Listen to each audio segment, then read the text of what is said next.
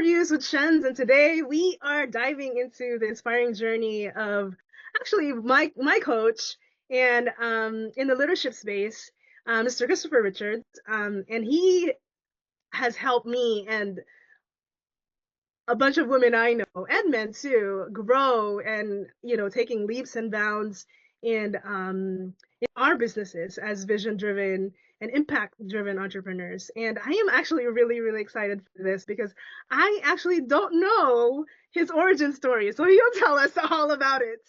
So joining us today is Christopher Richards, the proud owner of Atomic Growth, and he is known for teaching us how to lead ourselves so that we can live up to the vision that we have for our lives, right? Because the reality is that what God has here won't get us there, and there meaning the vision, right?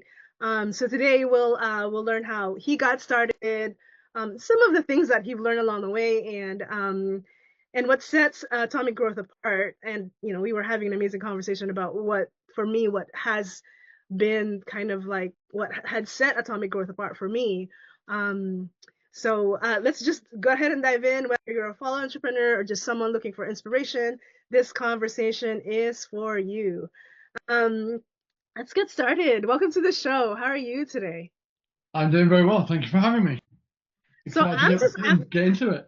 Yeah, like what inspired you to start Atomic Growth, and what's the story behind its creation? This is really interesting for me. No, that's lovely. Thank you. So Atomic Growth was really started on a premise that growth itself needs to be in the both micro and the macro. Um, and it's the mentality of making the really small changes that, once pieced together, completely change the sum of the parts. Um, and you've seen this when we've gone through belief framing and identity work and making micro adjustments to your environment and how you approach your environment, all these little things.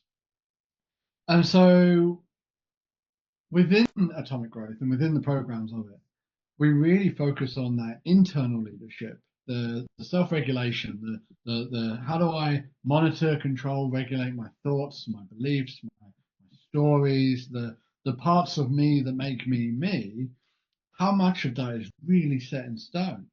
And more importantly, how much of that do I want to be set in stone? Mm-hmm. The progression from there is to go into the external leadership, which is where a lot of people focus. How do I lead others? How do I lead my team, etc., etc. But what is very unfortunately missed is you'll only ever lead others as well as you can lead yourself. Mm-hmm. And if at the onset of challenges you spiral, you're not going to be any good to anybody. Yep. And so it's really developing both parts: the internal self-leadership, self-mastery, and the external leadership of others. That's communication, adaptive leadership styles, transformational leadership styles, dealing with conflict, dealing with issues and problems, critical thinking, and all of those things. Right. But built on this really solid, firm foundation where we use RISE framework, where you've got your rituals and your habits, you've got your identity, you've got your semantics and how you regulate your body, and you've got your environment: rituals, identity, semantics, and environment. And bringing those four elements together, which is a way that I haven't actually seen it many others do at all. I would say nobody else, but I can't say that for a fact. So I'll say I haven't personally seen someone bring all four elements together. Mm-hmm. Um, I personally see how they all fit together. I see how the environment impacts your thoughts, which impacts your body, which impacts your emotions, which brings about more thoughts and beliefs, which triggers how you act in your environment, which triggers how you're treated in your environment, etc., etc. And so they're all interlinked. Mm-hmm. And where people tend to go wrong is that they really focus hard on one particular element, where they'll focus very much on, let's say, the CBT element of it, the thought processes and understanding this trigger leads to this blueprint and belief system which leads to this outcome. And okay, that's fair enough. But what that can lead to is a lot of very frustrated people who say words like, I know this is wrong. I know this is an irrational fear. Why is it still holding me back? I understand it now. Why is it holding me back? I understand it's wrong. And that's, of course, that is the somatic element. It's in your nervous system. It's in your body. It's in your subconscious that maybe isn't conscious yet. You don't have the full awareness. You have a piece of the awareness of that specific part, but there are also ways within the program, as you've seen, of finding the parts that are hidden that also impact that story. Mm. And so, a good example, if I can put it into an example form, would be, okay, I understand that doing this thing causes this fear, but if I do it, then I'll feel good about it. Okay. I've worked with people at 6 figures, 7 figures, even 8 figures income and business growth size. And I can tell you, one of the greatest fears as people progress is not failure, it's success.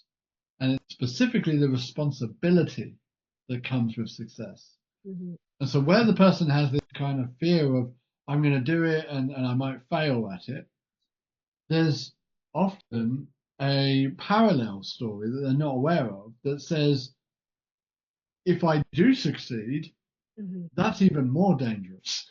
Mm-hmm. And so they're overcoming the fear of failure while their fear of success is actually the one holding them back.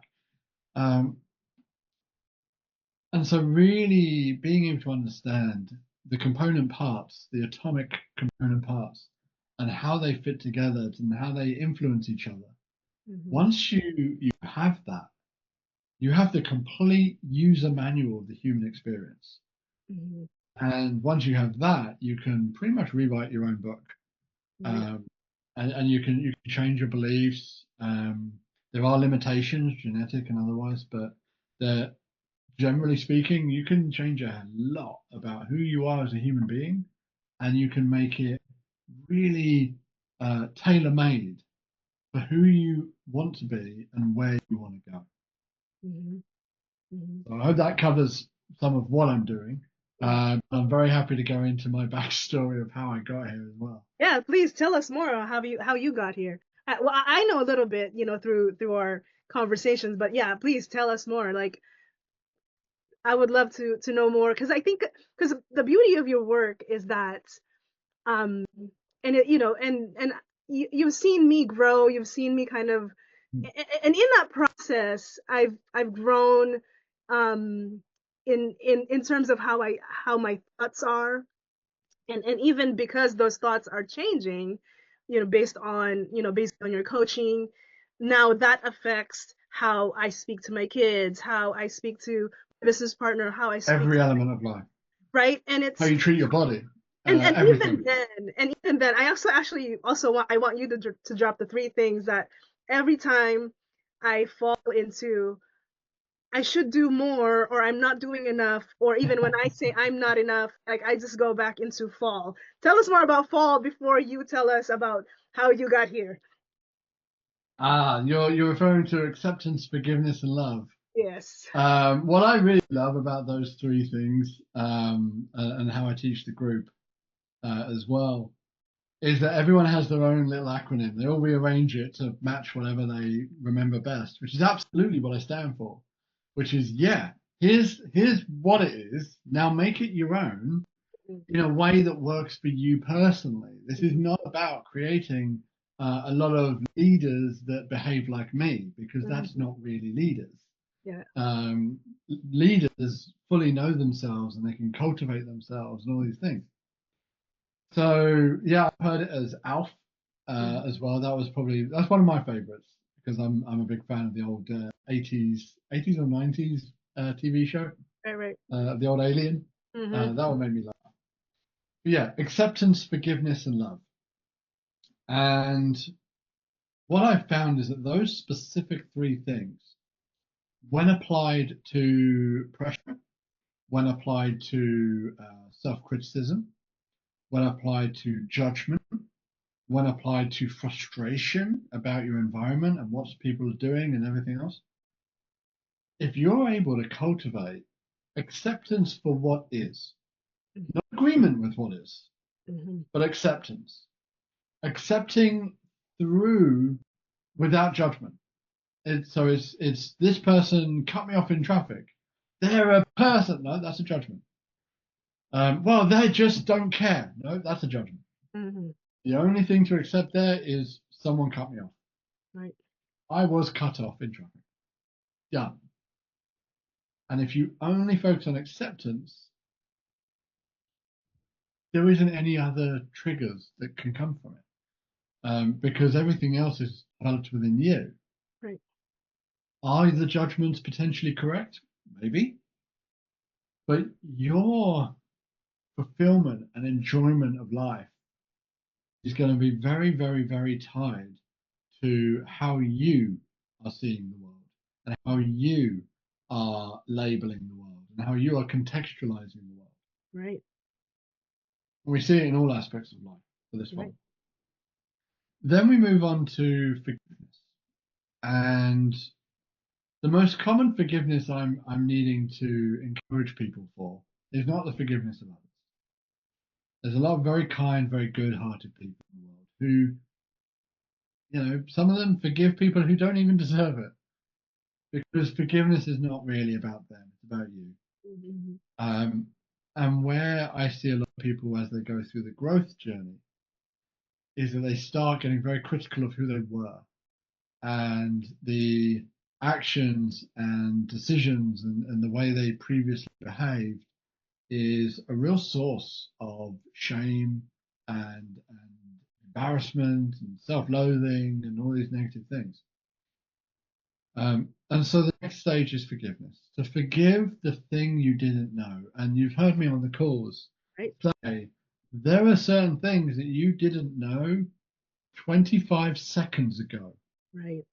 And so any version of you previous to what I've just shared with you that didn't have that information, didn't have that knowledge, you need to forgive that person.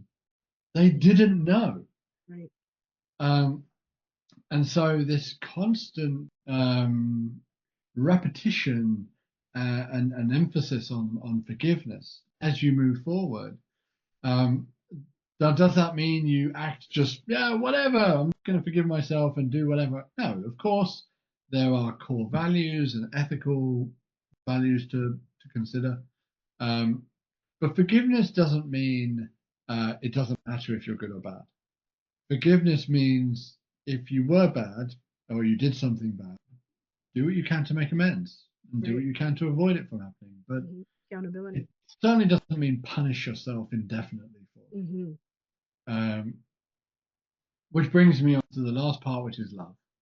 And this is one of the main things, that compassion, the grace, the way you would treat your child or your loved one.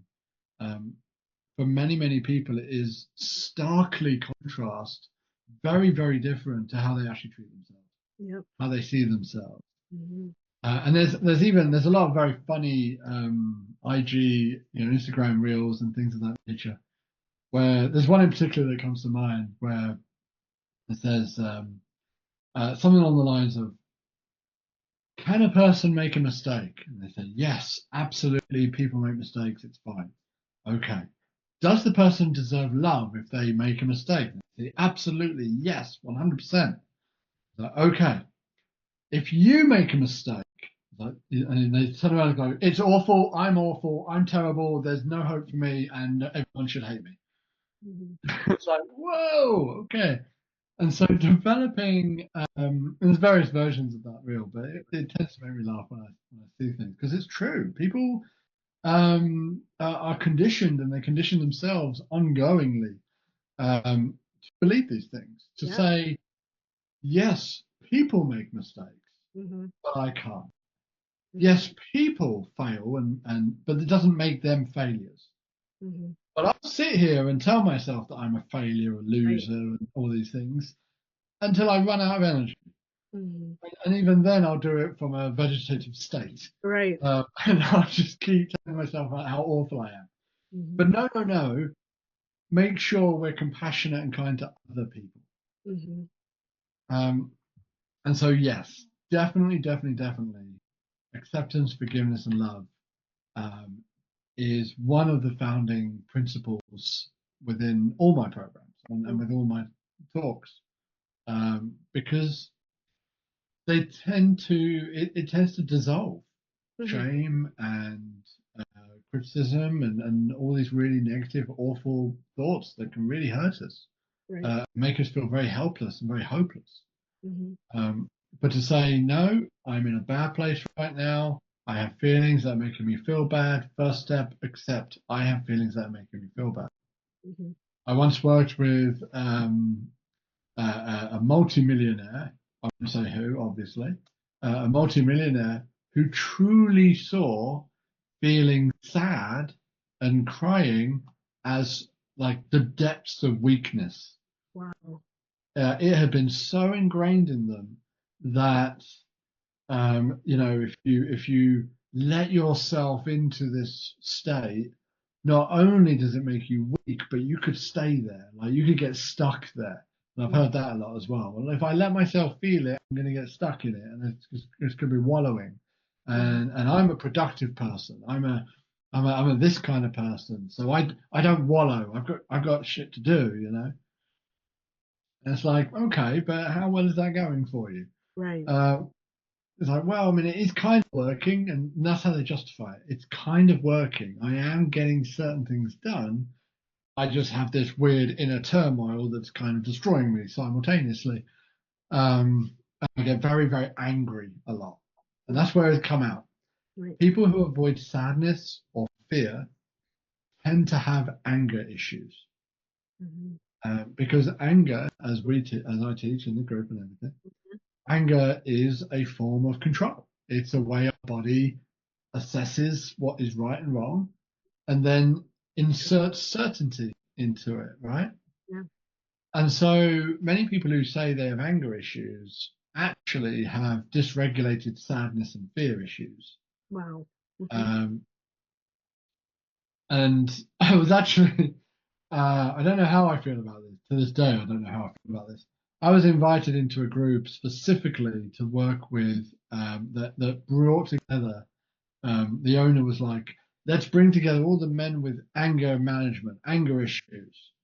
And he invited me to step in and do a talk on it. It kind of dissolved the group because by the end of this talk, I'd explained it to such a point to be like, look, if you have anger issues, first ask, are you afraid? Mm-hmm. Are you scared? Are you ashamed of being scared? Mm-hmm. Are you sad? Do you feel lonely? Are you ashamed of that? Do you label that as weak and weakness and loserish? Because if you do, your mind will choose anger because that feels a lot more powerful. Mm-hmm. You don't feel like a loser when you're really, really, really angry. Right. It's just devastating to relationships, to your children, to your environment, to your work, and to virtually every other element of your health and environment. Mm-hmm. But you don't feel weak. Mm. And that's the trade off. Right. What I bring in is that regulation of self, the love of self, and all of our parts Mm-hmm. Yep. that kind of dissolve the need to be angry. Mm-hmm. Because I'm going to get angry, of course I am, because that is a healthy, natural response Mm-hmm. to wrongdoing that goes against my values, my beliefs, etc. That's a normal, healthy response. You're supposed to be angry. That is just a normal thing. If Mm-hmm. you're living in aggression and you're living in anger, Mm-hmm. that's usually actually the greatest form of avoidance. Mm-hmm. You're avoiding feeling the other thing by Mm-hmm. staying angry. Right. And the cost of that is just huge. Right. Right. Wow, you're giving us so much already. In just, in such a little time. Yeah. So tell us a little bit more about, because all of these things that you're teaching are made up of, some of your experiences, also some of, how you've seen us grow, and how, like, even just in our group, in our coaching group, like, how it's really amazing how all of us kind of, grow, and also the How support, fast it happens. right? Yeah, also just the support too, right? Because Yeah. now we're able to, alpha or fall, not just internally but externally, right? Yep. And able to go, oh, I remember feeling like that when I was Yeah, building when you up. see the newer people So coming in, now I'm the gonna go seasoned ahead people are and like, love no, no, on no, I her. get it, it's awful. Yep. Uh, just do Yeah. what So he's yeah, saying. tell us more about your origin story. I love the groups. I absolutely love the group. And the one in particular you're referring to is obviously the Rise group. I've changed the name a couple of times, but the Rise group is pretty standard. Um, And yeah, because people are joining at different times, at different stages of their development, and with different issues, with different problems. But when you start learning, like, oh, this connects to that, and that connects to this, and this connects to that, I have this version of that, and you've adapted this version of that, but it's the same fear, Hmm. and it's the same underlying feeling of inadequacy, let's say. Hmm. Some people word it as feeling not good enough. Right. Um, you've developed a hyper sense of achievement. I call it the hustler archetype, or the trailblazer archetype is actually its name in the archetypes quiz.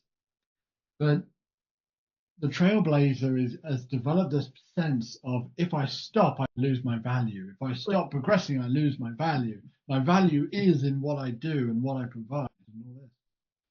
And then on the other side of it, you've got like the hero and the caregiver types. And they say, if I stop providing love and affection and compassion and looking after people, it's still value. It's just not achievement based. Hmm. Because then I lose my worth and all these things. And so really, first, that's why I developed the quiz. For people to first understand which archetype they fall into, Right. strategist, experimentalist, trailblazer, sage, and hero, and how much of each you actually have. Some people score highly on all of them. Hmm. Others will score highly on one or two. Hmm. And that kind of creates your profile, as it were. Unlike other personality tests, which says you are this and this alone, mine is much more of you have more percentage in this area and Hmm. more percentage in this area, and here's how those two connect, and it's actually this thing that's Right. driving both. Hmm. Um, and so I go about it that way. Hmm. Um, but yeah, this idea of the community that has now developed and been added to and added to and added to, because obviously I qualify people before they come in. Right. It's just such a heartwarming, loving group that you come in and you're like, I don't know if I should share that. And it's so beautiful. The first time someone shares something deeply personal and the amount of love and support that's just poured on them. And it's like, oh my God, me too. I was totally there as well. It's so scary. It's so awful. And they're like, wait, I'm not the only one who feels this way. He's like, no, no, no, no. We were all there. We all feel Right. this way sometimes. Um, and that's another part of my work, which is reflected in the people I'm coaching, which is the normalization to normalize this experience that sometimes we don't feel like adults. We feel like children. Hmm. And sometimes we get that urge to look around for a more adulty adult. Hmm. It's like, I know I'm an adult, but if someone who's a little bit more adulty could step in here and help me out, I'd really appreciate it. Right. But that's normal. We actually, I think we covered that on the last call. Yeah. Yeah. How certain parts of you develop and they light up, and so to ask yourself, how old do I feel right now? And that Hmm. can be a good indicator on when that part of you developed. Hmm. Yeah. And that's another little tidbit for people. But yeah, the community is this wonderful, wonderful space. and I couldn't be happier with everybody in there. As everyone just comes from very different backgrounds, with very different focuses, with various businesses, or maybe they're employed, and they're all coming in purely to gain that greater sense of self mastery, the greater sense of self leadership, so they can just be happier a Right. lot of it, because that's Mm-hmm. what we're really shooting for. We strip away all the rest of it. It's how can I get a little bit more regulation, a little bit more control to actually live a happy life, to actually, not be controlled by my emotions, not be controlled by my intrusive thoughts. Mm-hmm. The idea of I need to take back control. Mm-hmm. Um, the negative or the unhealthy way that many people go about it is that they go to the extreme of that control, and Mm-hmm. that's where a lot of them get into trouble. They try to control their emotions rather than learn how to feel them, and they try to control their thoughts. But that means that now your intrusive thoughts or intrusive emotions are actually more powerful, not less, Mm-hmm. because now they're having to hold themselves in your body Yep. and make themselves known in ways that you can't control. Mm-hmm. And so the more someone, it's like trying to grab soap in the shower. The more Right. the tighter the grip, the faster it Right. disappears from your hand. Mm-hmm. And so eventually you're kind of doomed to feel helpless, Mm-hmm. because eventually you land in that place of nothing I do is working, therefore I am helpless. I Right. can't be helped. This is just me. This is just my situation. And that is so far from the truth. It's just simply the person hasn't learned how to do it. Right. They've got their adaptive mechanisms, they've got their various coping mechanisms or defense mechanisms, Right. and that has kind of abated the symptoms and made them kind of function in society and in their life. But it's certainly not optimal. Right. And so you can't get optimal from that. It's like trying to, and I love my mouth. It's like trying to evolve a propeller into a jet engine Right. in increments. Mm-hmm. You can't do it. Yeah. You've got to throw away the propeller and start from Change. scratch Yep. Mm-hmm. and say, this is a brand new way of doing things that does not work like that. It works like this. Mm-hmm. And yes, it's scary. And yes, it's new. And yes, you're going to feel a lot of things that are, we've heard all the words, haven't we? Mm-hmm. Foreign, uncomfortable, Right. weird, strange. It feels odd to be doing it this way and not that way. And it just feels that my body kind of still wants to do it that way. Sure. All Yeah. of that is totally normal, Mm-hmm. because it's building up the habits, the rituals and the habits of thinking differently, of feeling differently. And just like any other habit, it's going to take time, patience, and care and support and the right steps to get there. So, And a whole lot of falling. and a lot of falling and a lot of That's why failing. I like fall. Like it's We, time to surrender, right? Sometimes yeah, it's, you gotta surrender to the process. That's why I use fall, which is forgiveness versus love, right? yeah, Because when I'm like when I'm in that like like what you said, like I'm grasping, trying to control. I'm like, wait, it's fall and surrender. You just gotta fall. just like a, And just that's like what a, I love about fall. And I was gonna ask for what you're gonna be your best advice, and I feel like it's gonna be forgiveness, acceptance, and love. sorry, Um, say that again. So, wait. Say that again, please. I see I you was getting gonna so ask what excited about this. your best advice is gonna be for our audience. Our audience are entrepreneurs that are growing their businesses at least 3 to 4 years in business, and probably are in the same space I am, which is we're trying to grow, but we know that we are in our own way. Limited, yeah, absolutely. The leader of the business is almost always becomes the bottleneck, Yep. and the single point of failure. Well, Hmm. actually, no. The most obvious advice I can give for those people is join the program. Amen. It's like I mean, if you want one single tactic and hope that that one life hack would solve all the problems, sure. I've dropped a few of them in this Right. interview, but no, the you can't build a jet engine in single parts. Mhm. And to ask for one single thing would be, sure, here is how airflow works. Right.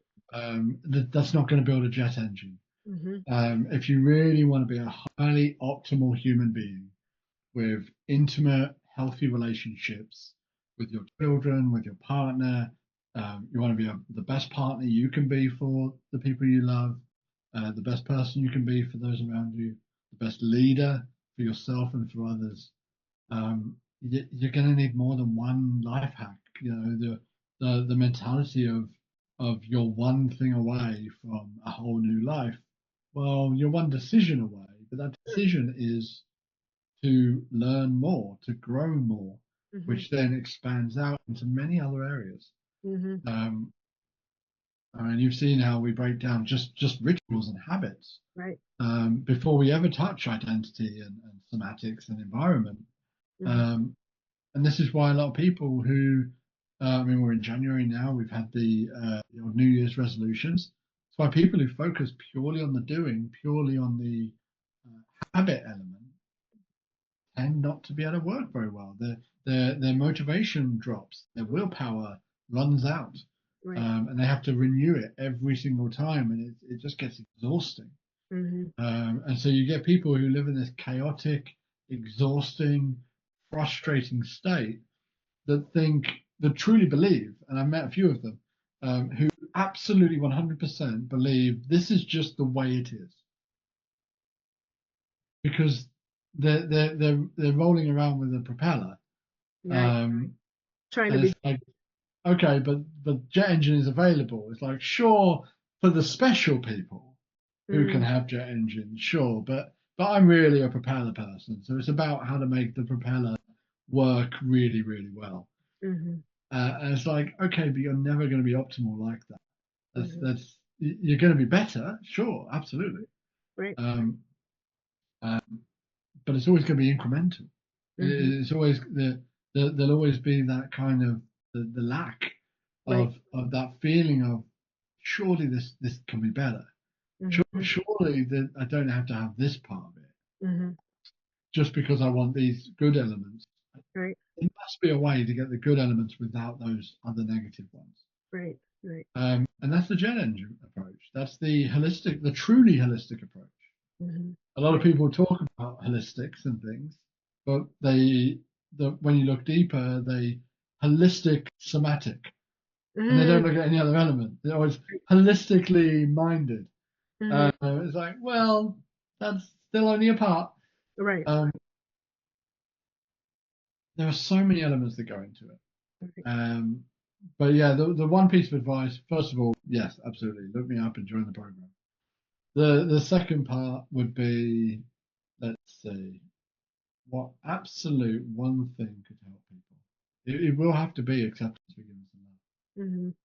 Because those three things, the amount of frustration, exhaustion, and pain that people go through every single day Right. and try to block, the amount of pain that people get in their lives because they are trying to avoid pain. Mhm. A lot of our actions to avoid failure, to avoid pain, to avoid rejection, avoid judgment, cause so much more pain, but our minds kind of prefer it that way because at least then it's within our control. Right. You know, Yep. we decided to be a perfectionist. We are the one procrastinating. Mhm. We have potential. And as long as you can have potential, you can never feel truly like a failure. Mhm. But if you go for the thing and fail, then that could mean you're a failure. And that's the story that many people have. Right. And so, yeah, acceptance, forgiveness, and love for sure. And then yeah, get your butt into the program so we Right. can fix up the rest of it. Right. And you also have a free five day YouTube of Yeah. right. I just shared it. Yes. On my Those YouTube are channel. There's yes. uh, I'll drop the link because I'm yeah, actually so I'm already in the coaching program, you guys. I'm already in the coaching program. I'm also still watching these. And also, here's the thing, and one of the things that I accepted about me is I can't binge these things. Like I have to process, I have to journal. Like I have accepted that I'm not a snake and I'm not gonna eat this whole meal in one bite. And So I some people think do. Some people love that approach. They'll binge right, watch it and then they'll do the exercise, and that's right. fine. I'm very similar to that to you. In that, if it's really big, I will put it off and put it off and put it off. But if it's in bite size, which is the way I love to teach, as you know, Hmm. I love teaching in bite size because that gives someone the choice. Right. And so yes, there's a 5-day course 15 minutes on every the day. It's only yeah, 15 minutes. If you watch it 2x speed like I do, you watch it 2x speed, so it's only about 10 minutes, 5 minutes of journal time to give you some time to process, and then book a call with Chris Richards. Drop us the link. absolutely. Awesome. And yeah, and also I'll give you the link for the archetypes quiz as well for people to Yes. learn Oh, their yes. The archetypes. archetypes And quiz is also one of the things that I also love. What would you suggest to start? To start with the Bryce course and then do the archetypes, or well, the archetypes quiz takes 5 minutes. There's 25 questions, and you'll get the PDFs that and access to all the PDFs that right? you can look it up and do it in your own time. Mm-hmm. And the course, as you said, is 15 minutes per thing with a little exercise, practical thing Mm-hmm. associated to all of them. Um, I'm very aware that some people like to listen, some people like to see it, some people like to do it. And so I try to incorporate all of those. So yeah, do the quiz and then do the Rise intro course and then book yourself a call. Yeah, and We'll it's probably be looking amazing. for It's amazing once you do these things and you like. I mean, or for just me, book the call and we'll do it from there. But right. So for me, it's way it's the more third accessible. day when it happens. I'm like, wait, all of these things are connected, and how Mhm. like for me, it's the third day because I'm very much a processor. That's when it happens and when it clicks to me that after, so like my business archetype and then the rise and really the beauty of being part of the coaching program is Mhm. that again, forgiveness, acceptance, and love that happens all the time. That's not a one-time thing, like all of a sudden every day. It's like it's really like a commitment to recommit every day that you. Yeah, as long as you're evolving, you're going to need to. Right, right. People talk about imposter syndrome Hmm. as this thing that's wrong with them, but actually, there's kind of two types of imposter syndrome. One of them being the internal shame and feeling of inadequacy, Uh-huh. um, which has its own elements. But then there's another type that's actually perfectly natural when you get something you've never had before, or you're operating at a level you've never been before, and your mind has to go through this process of asking, should I have this? Is this right for me, etc., etc. Now, if you have both, you're really in trouble. But it's really, like I said, normalizing certain elements to be like, no, actually, that part isn't a problem. That's your mind and body trying to solve the problem, Oh, mhm. and all of that. So, yeah, what I will say is, and I'm very, very aware of this, especially for the strategists, is that they'll say, oh, there's a quiz and there's information for the quiz. Oh, there's a course, there's information for the course. Oh, there's a link. When I've done it all and when I really understand it all, then I'll take action. Mm, And strategists are basically defined as information gatherers, as mhm. preparers, perfectionists. So if you do the quiz and it turns out you score quite highly in strategist, just don't waste time. Just book a call, a 15-minute call, which is what I'm putting out now. I'm making these really micro dose to make it easy for people. Um, Book yourself a 15-minute call, and at least then you'll have that immediate action to start improving your Oh my gosh, we could go. We could go on and on. I mean, we haven't even touched my favorite, which is the ego baseline, and I still. life. Oh, Have you ego showed it? baseline. I love it. Have you showed it? It's still, it's still the image in my head, and every time I level up, I'm like, this is the reason why my ego's always gonna pull me back. Just need to keep up, Yeah, And well, and I can do the short version. Short version is that you have an internal sense of self, and your mind and body doesn't want to pull too far away from it. right. It's why people go on yo-yo diets. and they get yo-yo results because it gets bad, bad, bad, bad, bad, and it comes away from that baseline, and your body's oomphed to get back to baseline. Mhm. But also it works the opposite. So if someone gets really, really good, good, good, good, good, but they haven't changed their identity, they get brought back down again. Yep. Hmm. And so your body, your sense of self keeps you where that is. And so if you want to improve your life, that baseline needs to raise. Yep. Every time. Um, and there's like 3 or 4 different ways of doing it, all of which are covered in the program. Yes. Thank you so much for sharing so many good things. So hopefully, our listeners and our audience got a lot out of it. Where is the best place to connect with you outside of just booking a call? I'm a big fan of making it as easy as possible for people. So if you love LinkedIn, find me on LinkedIn. If you love YouTube, find me on YouTube. Facebook, Instagram, Threads, X, Twitter. I'm on all of them because I want to make this as easy as possible for people to receive. Awesome. And so my where to find me is where you like to be found. Mm. That makes it so much easier. Thank you again for being part of Muse Interviews with Shenz. And to our listeners, if you're ready to get out of your own way, learn to lead yourself so you can live Mm. up to your vision, definitely book your call. That's what that I recommend to do that first Do thing. it. Do it Just book now. a call, come with one question, and you will be blown away by how good the conversation is. I didn't even touch like how much Chris has made me cry. By the way, every time I come on the call, I have a box of tissues. But Tissues in a notebook. That's my rule. Tissues in a notebook because you never know. yeah, And then also, you don't. The way I've done the calls is you don't even have to have a specific question. mhm, Come with the problem that you are yet to be able to solve. mhm, And 9 times out of 10, and I'm yet to find the one time, but I always leave room for unknowns. Um, I will know exactly what's causing the problem and how to solve it. right, right. So yeah, just come with a situation, and I'll find the question. I'll find the thing. Awesome, awesome. Thank you so much for hanging out with me. Thank you guys My pleasure. for spending time with me. Again, book your call and hopefully I see you inside Rice Coaching. Thanks. Bye.